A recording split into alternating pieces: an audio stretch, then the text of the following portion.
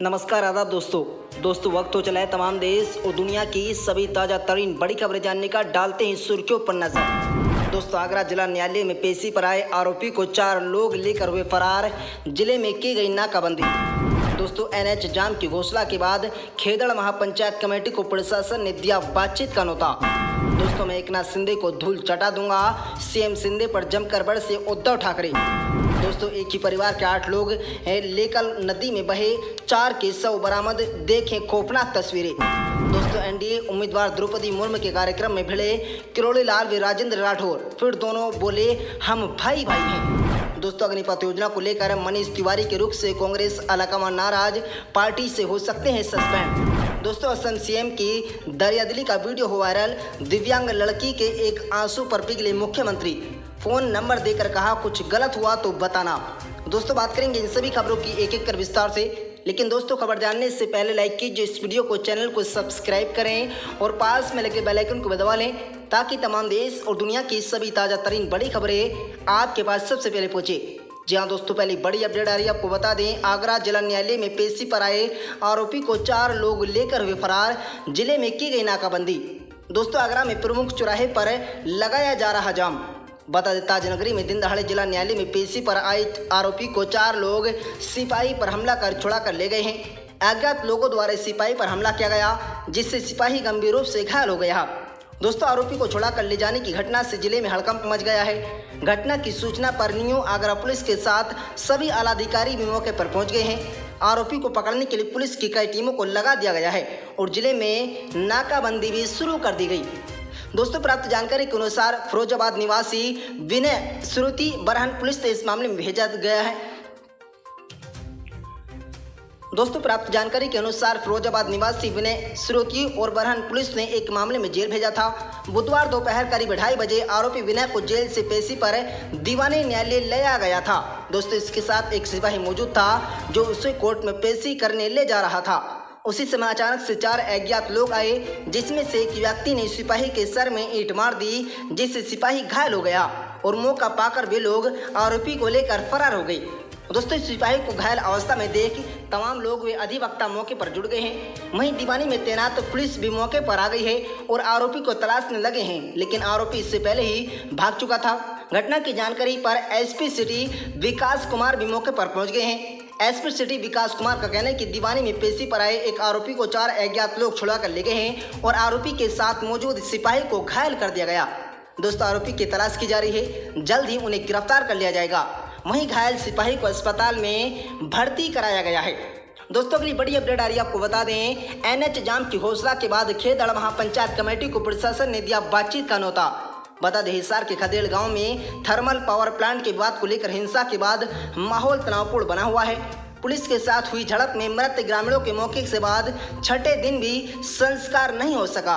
दोस्तों, शवों को महापंचायत के मंच पर ही रखा हुआ है। 10 नामजद समेत 700 ग्रामीणों पर केस दर्ज हो चुका है, तो कई पुलिसकर्मी भी जख्मी हैं। दोस्तों, महापंचायत जारी है, इसमें सरकार को 4 बजे का समय दिया गया। इसके बाद हिसार चंडीगढ़ NH जाम करने की बात कही गई है। राकेश टिकैत ने कहा कि आंदोलन चलाने के लिए तैयार रहें, सड़क पर भंडारा लगाया जाएगा, किसान आंदोलन की तर्ज पर आंदोलन चलेगा।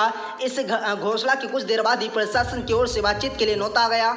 SDM हिसार SP नई और HOSPC राजेश कोत बातचीत का न्योता देने पहुंचे। दोस्तों, खेदड़ मर्थल पावर प्लांट में दोनों बातचीतों में और पक्षों में बातचीत शुरू हो गई है। दोस्तों, इस महापंचायत में राकेश टिकैत, गुरनाम सिंह, चढ़नी सिंह समेत कई गांव के किसान पहुंचे। राकेश टिकैत ने कमेटी के फैसले को बढ़ाकर सुनाया। दोस्तों, आपको बता दें गांव की छावनी में तब्दील कर दिया गया है। गांव के चारों तरफ बैरिकेड लगा दिए गए हैं। किसानों ने भी पुलिस की लोकेशन को ट्रेस करने के लिए ड्रोन मंगवा लिए हैं। इस मामले को लेकर 5 दौर की वार्ता हो चुकी है, मगर सभी विफल रही। दोस्तों, मृतक किसान धर्मपाल का अंतिम संस्कार हो गया है। इस मामले को लेकर 5 दौर की वार्ता हो चुकी है, मगर सभी विफल रही। मृतक किसान धर्मपाल का अंतिम संस्कार नहीं हो सका। दोस्तों, वहीं खेदड़ मामले में महापंचायत और प्रशासन के बीच बुधवार दोपहर 1:30 बजे वार्तालाप शुरू हुई थी। बैठक में जाने से पहले सभी किसान नेताओं ने मृतक किसान धर्मपाल को धरने पर बैठे सभी किसानों के साथ खड़े होकर 2 मिनट का मौन धारण कर श्रद्धांजलि दी। दोस्तों, इसके बाद फैसला लिया गया और घोषणा की। दोस्तों, किसान नेताओं ने महापंचायत में करीब 5000 लोगों के पहुंचने का अनुमान लगाया गया था, मगर अनुमान से अपेक्षा 2.5 गुना तक किसान और अन्य लोग धरने पर पहुंच गए। ऐसे में शुरू हो रही व्यवस्था की गई है और वे भी कम पड़ रही है। दोस्तों, इस महापंचायत में हरियाणा, पंजाब और उत्तर प्रदेश से भी किसान व अन्य मजदूर वे लोग आए हुए हैं। खदेड़ धरने पर आने वाले लोगों के बैठने के लिए शुरू में 200 से 150 फीट का तंबू लगाया गया था। इसमें 5000 लोगों के बैठने की जगह बनाई थी, मगर ये अब कम पड़ती दिखाई दे रही है। ऐसे में तंबू की लंबाई बढ़ाकर 200 से 450 फीट कर दी गई। दोस्तों, अभी भी बढ़ने की तैयारी है। धरने पर अभी भी काफी गांव से लोग पहुंच रहे हैं। दोस्तों, गर्मी से बचाव में 150 पंखे कूलर का इंतजाम किया गया है।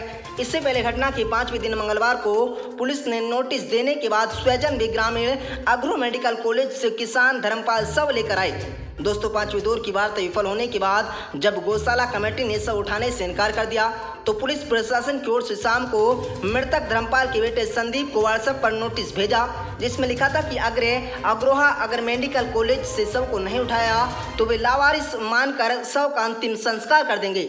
इसके बाद संदीप ने कहा है और गौशाला कमेटी के सामने रखे हैं। मंगलवार दोपहर को कमेटी के सदस्य मृतक के स्वजन शव लेने के लिए आगरा पहुंचे और एम्बुलेंस के माध्यम से डीप फ्रीज में रखवाकर शव को बाबा शिवराम गिरी शांतिगिरी गौशाला खदेड़ में लाया गया। दोस्तों, बड़ी अपडेट आ रही है, आपको बता दें, मैं एकनाथ शिंदे को धूल चटा दूंगा। सीएम शिंदे पर जमकर बरसे उद्धव ठाकरे। दोस्तों, सीएम की कुर्सी गंवा चुके शिवसेना प्रमुख उद्धव ठाकरे के तेवर भी अभी तलक हैं। उन्होंने सूबे के सीएम एकनाथ शिंदे पर फिर जमकर हमला बोला। उद्धव ठाकरे ने कहा कि वे एकनाथ शिंदे को इरादों को सफल नहीं होने देंगे तथा उन्हें धूल चटा देंगे। दरअसल उद्धव ठाकरे ने शिवसेना एमएलए राजन साल्वी के लिए एक चिट्ठी जारी की थी। इस चिट्ठी में उन्होंने साल्वी को शिवसेना के प्रति वफादार रहने के लिए धन्यवाद दिया। दोस्तों, उद्धव ठाकरे ने कहा है कि आप मेरे जैसे वफादार के समर्थन से वादा करता हूं कि मैं एकनाथ शिंदे व उनके समर्थन करने वालों के इरादे से धूल चटा दूंगा। दोस्तों, शिवसेना प्रमुख ने 6 जुलाई को एमएलए राजन साल्वी को भी चिट्ठी लिखी थी। उन्होंने मुश्किल वक्त में वफादार रहने के लिए साल्वी की पीठ थपथपाई। उद्धव ठाकरे ने कहा कि अपने एकनाथ शिंदे के चलते खामियाजा उठाया है, उनकी बनाई नाजायज सरकार की भीख नहीं मांगी तथा न ही उन्होंने अयोग्यता की आशंका व्यक्त की है। आप जैसे वफादार शिव सैनिकों के समर्थन से एकनाथ शिंदे एवं उनके समर्थकों की मंशा को नाकाम कर दिया जाएगा। दोस्तों, शिवसेना प्रमुख उद्धव ठाकरे ने कहा है कि उनकी पार्टी एनडीए के राष्ट्रपति उम्मीदवार की प्रत्याशी द्रौपदी मुर्मू का समर्थन करेंगी। शिवसेना बिना किसी दबाव के मुर्मू को समर्थन देने का ऐलान कर रही है।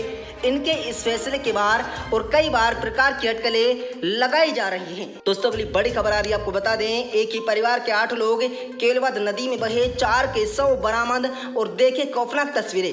दोस्तों, मध्य प्रदेश के बैतूल जिले के अंतर्गत ग्राम दातोरा का एक परिवार मंगलवार शाम करीब 4 बजे नागपुर सावनेर हाईवे पर स्थित केलवद नदी में आई बाढ़ पर स्कॉर्पियो गाड़ी सहित बह गया है। दोस्तों, बताया जा रहा है कि स्कॉर्पियो में 8 लोग सवार थे, जिनमें से 4 के शव बरामद कर लिए गए हैं, जबकि 4 अन्य की तलाश की जा रही है। परिवार के एक मांगलिक कार्यक्रम में शामिल होकर वापस मुल्ताई लौट रहा था, इसी दौरान यह हादसा हो गया। दोस्तों, मुख्यमंत्री शिवराज सिंह चौहान ने हादसे पर दुख व्यक्त किया है। दोस्तों, जानकारी के अनुसार दातोरा निवासी मधुकर पाटिल परिवार के साथ महाराष्ट्र के नादा में मांगलिक कार्यक्रम में शामिल होने के लिए गए थे। कार्यक्रम के उपरांत मंगलवार को मधुकर पाटिल परिवार सहित स्कॉर्पियो वाहन से मुल्ताई लौट रहे थे। इसी दौरान नागपुर सावनेर हाईवे पर नांदा के आगे केलवद नदी के पुलिया पर बाढ़ का पानी आने से उनका परिवार स्कॉर्पियो सहित बह गया। सूचना मिलने पर स्थानीय पुलिस और प्रशासन की टीम मौके पर पहुंची और रेस्क्यू कर 4 लोगों के शव बरामद कर लिए गए। दोस्तों, जबकि 4 अन्य लोगों की तलाश की जा रही है। मृतकों में मधुकर पाटिल 55 वर्ष, उनकी उम्र निर्मला पाटिल 45 वर्ष तथा उनकी पुत्री रोशनी चौकीदार 32 वर्ष के अलावा एक अन्य व्यक्ति शामिल है।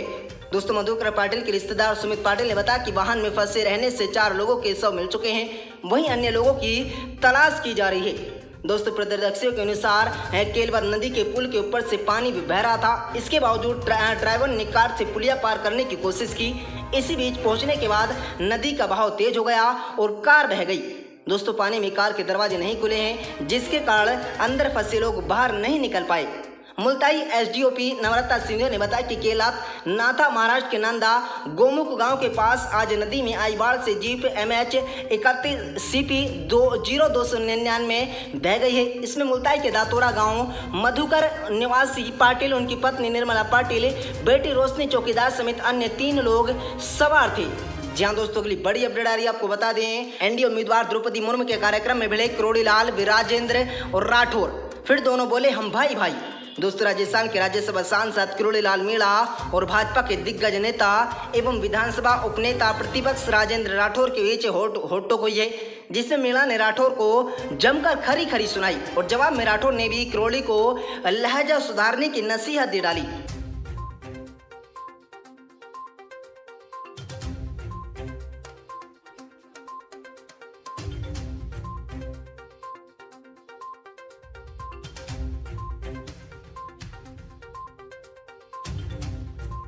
दोस्तों, आपको बता दें, बुधवार को जयपुर के होटल कलर्स आमेर में एनडीए के राष्ट्रपति पद उम्मीदवार द्रौपदी मुर्मू के स्वागत में कार्यक्रम हुआ था।